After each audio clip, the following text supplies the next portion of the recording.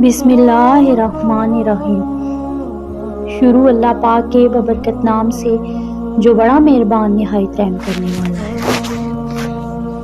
محترم ناظرین، جب اللہ کسی بندے کو اپنے قریب کرنا چاہتا ہے تو ایسی خواہشات میں اس کا دل لگا دیتا ہے جن کا ملنا اس کے نصیب میں نہیں لکھا ہوتا۔ کیوں؟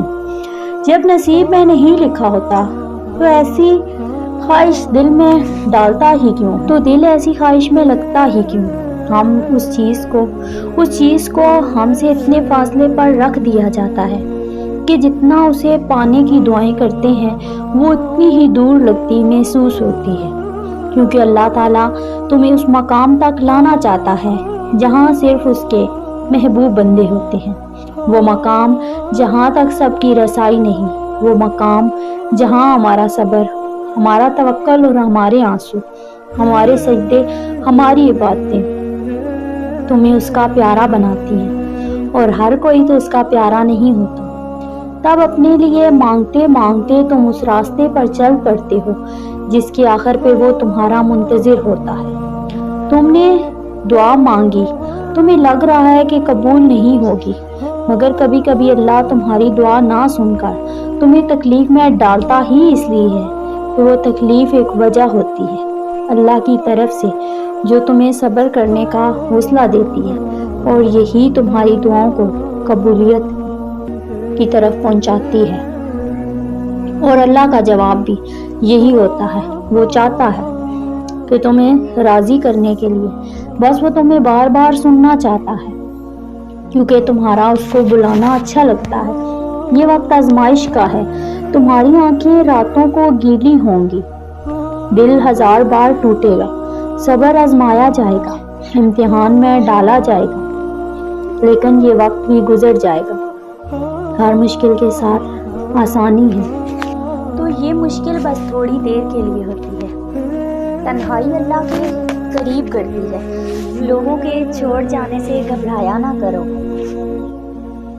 جب ساتھ کوئی نہ ہو تو دل خود ہی اللہ کی طرف رجوع کرنے لگتا ہے۔ ہم خود ہی اللہ سے اپنی باتیں شیئر کرنا شروع کر دیتے ہیں، وہ آنسو جو ہم دن بھر روکے رکھتے ہیں، رات کو اللہ کو اپنی کہانی سناتے وقت خود ہی بہنے لگتے ہیں۔ اس لیے خود کو تنہا محسوس مت کیا کرو، اللہ ہے نا، وہی تمہاری تنہائی کا سکون ہے۔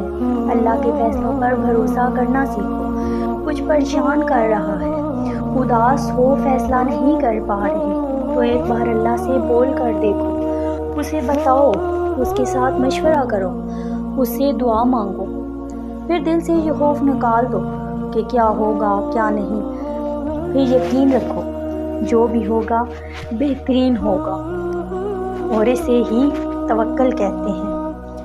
جب توکل اتنا مضبوط ہو جائے تبھی معجزے ہوا کرتے ہیں، بس تمہیں اپنے معجزوں کا انتظار کرنا ہے توکل سے۔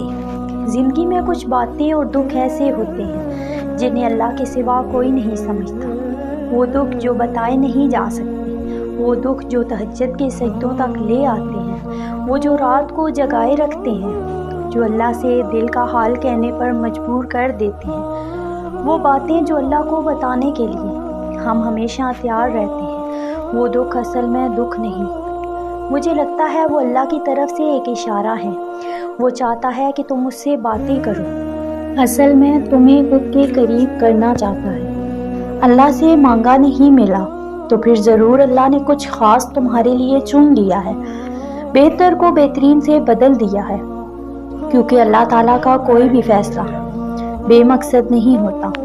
کچھ چیزیں وہ مانگنے سے پہلے ہی عطا کر دیتا ہے، اور کچھ چیزیں شاید ہمارا نصیب ہی نہیں ہوتی، کیونکہ یہ اس کی مصلحت ہے۔ صرف وہ جانتا ہے کہ ہمارے لیے کیا اچھا ہے اور کیا برا۔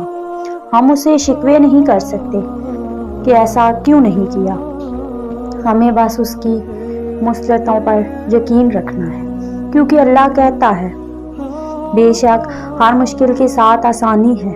اللہ امتحان لیتا ہے تمہارے صبر کا، ہماری دعاؤں کا امتحان، توکل کا امتحان، یقین کا اور تمہارے انتظار کا۔ برداشت کا امتحان، اور یہ امتحان جو ہے نا مشکل بھی ہوتا ہے۔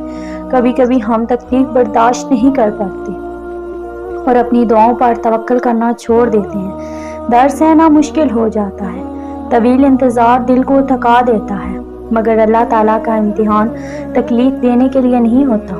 غور کرو تو پتہ چلتا ہے کہ جب تم اس امتحان میں نہیں تھے تب تم اللہ سے اتنا قریب نہیں تھے جتنا اس درد نے تمہیں اللہ کے قریب کر دیا۔ درد کی دھند کو آہستہ آہستہ مٹا دے گا، اور شاید یہی وہ راستہ ہو جو اللہ نے بنایا ہو تمہیں اپنی طرف لے کر آنے کا۔